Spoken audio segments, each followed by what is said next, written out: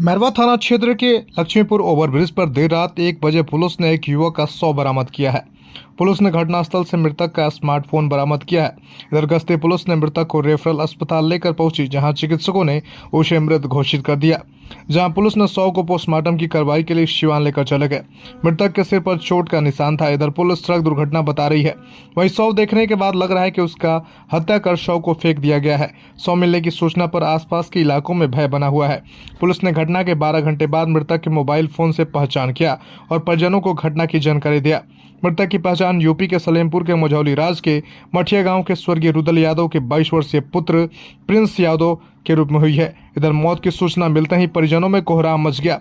आनन फानन में परिजन मैरवा थाना पहुंचे। उसके बाद सिवान सदर अस्पताल पहुंचकर शव को लेकर चले गए। हालांकि परिजन मैरवा थाना में आवेदन नहीं दिए हैं। परिजनों ने बताया कि मृतक मजदूरी का काम करने के लिए मैरवा के आसपास के गाँव में आता जाता था। हालांकि मौत की घटना कैसे हुई, इस पर परिजन स्पष्ट नहीं कर रहे हैं। इस संबंध में थाना प्रभारी भरत शाह ने बताया कि पुलिस ने एक युवक का शव बरामद किया है। हालांकि परिजनों ने कोई आवेदन नहीं दिया है। पुलिस आसपास के इलाकों में पूछताछ कर रही है।